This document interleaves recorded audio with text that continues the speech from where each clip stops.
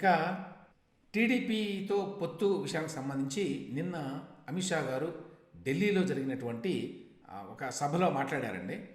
అది economic times వారి global summit. అందులో తెలుగుదేశం పార్టీతో పొత్తు గురించి అడిగితే పొత్తు గురించి ఇమ్మీడియట్గా ఇప్పుడు ఏమి చెప్పలేను, త్వరలో దాని గురించి చెప్తాను, కానీ ఒక మాట చెప్పాడు.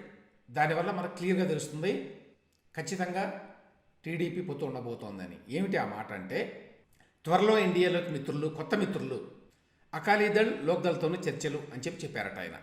త్వరలో కొత్త మిత్రులు ఎన్డీఏలో చేరుతారని చెప్పారు. పంజాబ్లో అకాలీదళ్ తోటి, ఉత్తరప్రదేశ్లో లోక్దళ్తో చర్చలు జరుగుతున్నాయన్నారు. మా సిద్ధాంతం ఎప్పుడూ అదే, మిత్రపక్షాలు కొన్ని వస్తూ పోతూ ఉన్నాయంతే. కుటుంబ పరంగా ఫ్యామిలీ ప్లానింగ్ అవసరమని, కానీ రాజకీయంగా ఎంత పెద్ద కూటమి ఉంటే అంత మంచిదని భావిస్తున్నామని ఆయన చెప్పారట. అట్లాగే మరి తెలుగుదేశం ఎంతమంది విడిపోయింది, మళ్ళీ వస్తోంది అనేటువంటి విమర్శలు ఉంటాయి కదా, దానికి కూడా ఇండైరెక్ట్గా ఒక సమాధానం చెప్పారండి ఆయన. అదేమిటంటే, కొన్ని మిత్రపక్షాలు బీజేపీ నుంచి విడిపోవడానికి స్థానిక రాజకీయ సమీకరణలు, అప్పటి పరిస్థితులు కారణం కావచ్చన్నారు. బీజేపీ ఎప్పుడూ ఏ మిత్రపక్షాన్ని వెళ్ళిపోమని చెప్పలేదని, వాటంతట అవే వెళ్ళిపోయాయని చెప్పారు. బీజేపీ మిత్రపక్షాలను గౌరవించిందని, కొన్ని రాష్ట్రాల్లో బీజేపీకి మెజారిటీ ఉన్న మిత్రపక్షాల నేతకు ముఖ్యమంత్రి పదవి ఇచ్చిందని, మిత్రపక్షాల నేతలకు కీలకమైన మంత్రి పదవులు ఇచ్చామని ఆయన గుర్తు. సో దీన్ని బట్టి మనకు క్లియర్గా అర్థమయ్యే విషయం ఏంటంటే, బీజేపీ, టీడీపీ, జనసేన పొత్తు ఖాయమండి. ఈ సందర్భంలో ఆంధ్రజ్యోతిలో కొత్త పలుకులో మరి ఆంధ్రజ్యోతి రాధాకృష్ణ గారు రాసిన మాటలు కూడా దానిని బలపరుస్తూనే ఉన్నాయి. అంటే ఎందుకు ఈ పొత్తు అవసరం తెలుగుదేశం పార్టీకి అనే విషయాన్ని ఆయన పాయింట్ ఆఫ్ వ్యూలో ఏంటంటే, ప్రజల మద్దతు ఉన్నది టీడీపీ, బీజేపీ మద్దతు లేకుండా కూడా టీడీపీ గెలిచేటువంటి అవకాశాలు ఉన్నాయి ఇవాళ. కానీ ఎన్నికలు సజావుగా జరగకపోతే పరిస్థితి. ఈ పాయింట్ చాలామంది రైట్ చేశారండి. గతం ఇప్పుడున్న పరిస్థితుల్లో జగన్మోహన్ రెడ్డి గారు సక్రమంగా ఎన్నికల జరగడం లేదు. అందువల్ల బీజేపీ అలాగే కేంద్ర ప్రభుత్వం యొక్క మద్దతు ఎంతో కొంత అవసరం. సో ఆ ఆందోళన తెలుగుదేశం పార్టీని పట్టి పీడిస్తోంది. ఈ కారణంగానే తెలుగుదేశంతో కలవడంపై జనసేనాని పవన్ కళ్యాణ్ని రెచ్చగొడుతున్నప్పటికీ, అలాగే చంద్రబాబు ఢిల్లీ వెళ్ళి అమిత్ షా కాళ్ళు మొక్కారని దుష్ప్రచారం చేస్తున్నప్పటికీ రెచ్చిపోకుండా వారు సమయం. సో ఈ రకమైనటువంటి కన్సర్న్స్ ఉన్నాయి కాబట్టి ఇప్పుడున్న పరిస్థితుల్లో ఏది మనకి ప్రయారిటీ జగన్మోహన్ రెడ్డి ప్రభుత్వాన్ని దించటమా, లేకపోతే మిగతా అంశాలను పరిగణనలోకి తీసుకోవడం విషయంలో జగన్మోహన్ రెడ్డి గారి ప్రభుత్వాన్ని దించడమే మనకు ప్రయారిటీ కాబట్టి మిగతా విషయాలు అనేటువంటి ఆలోచనలో వాళ్ళు ఉన్నారు. అలా ఉండాల్సిన అవసరం కూడా ఉన్నది అని ఆంధ్రజ్యోతి రాధాకృష్ణ గారు కూడా చెప్తున్నారు ఇందులో. ఇక నెక్స్ట్ జనసేన వాళ్ళు నిన్న ఒక పవన్ కళ్యాణ్ గారి పేరుతో ఒక ప్రెస్ రిలీజ్ వచ్చింది. అదేంటంటే, రాష్ట్ర విస్తృత ప్రయోజనాల కోసమే పొత్తులపై పార్టీ విధానాలకు భిన్నంగా వ్యాఖ్యానాలు వద్దు. ఇది కీలకం. పొత్తుల మీద పార్టీ విధానాలకు భిన్నంగా వ్యాఖ్యలు చేసేవాళ్ళు జనసేనలో. మీరు అదే తెలుగుదేశం పార్టీలో చూడండి. తెలుగుదేశం పార్టీలో ఏ మాత్రం కొంచెం స్థాయి ఉన్న నాయకుడు కూడా పొత్తుల మీద ఇష్టారాజ్యంగా మాట్లాడితే ఊరుకో. కానీ ఇక్కడ అలాగ లేదు. కొంతమంది ఇప్పటికీ వ్యతిరేకంగా ఉన్నారు, వాళ్ళ వ్యక్తిగత కారణాలతోటి, మోస్ట్ ప్రాబబ్లీ పొలిటికల్ రీజన్స్ కంటే కూడా. అందుకోసం అని చెప్పి ఈ ప్రెస్ నోట్ ఇచ్చారు నిన్న. జనహితానికి, రాష్ట్ర సమగ్ర అభివృద్ధికి ప్రథమ ప్రాధాన్యం ఇస్తుంది జనసేన పార్టీ. విస్తృతమైన రాష్ట్ర ప్రయోజనాలను దృష్టిలో ఉంచుకొని పొత్తుల దిశగా ముందుకు వెళుతున్నాం. ప్రస్తుతం పొత్తులకు సంబంధించి చర్చలు కొనసాగుతున్న దశలో పార్టీ నాయకులు భావోద్వేగాలతో ఎలాంటి వ్యాఖ్యానాలు చేయొద్దు. పార్టీ విధానాలకు భిన్నమైన అభిప్రాయాలు ప్రచారం చేయవద్దు. ఇటువంటి ప్రకటనల వల్ల రాష్ట్ర ప్రయోజనాలకు విఘాతం కలిగించిన వారు అవుతారు.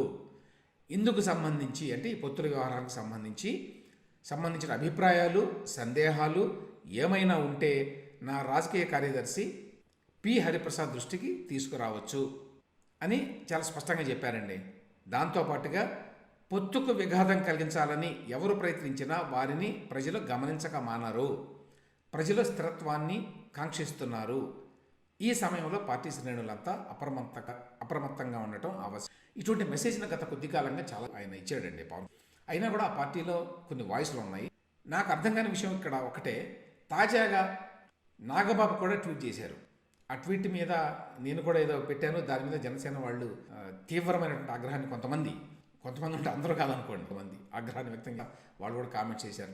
పాయింట్ ఏమిటంటే, పొత్తు పెట్టుకోవాలి అనుకున్నప్పుడు సంయమనం పాటించాలి. ఆ విషయం నేను కాదు, అక్కడ పవన్ కళ్యాణ్ గారే చెప్తున్నారు కదా. నాగబాబు గారు ఎందుకు ఆ విధంగా రాశాడు, రాయాల్సిన అవసరం ఏంటి అసలు? ఆయనకేమైనా అభ్యంతరాలు ఉంటే పవన్ కళ్యాణ్ గారికి చెప్పొచ్చు.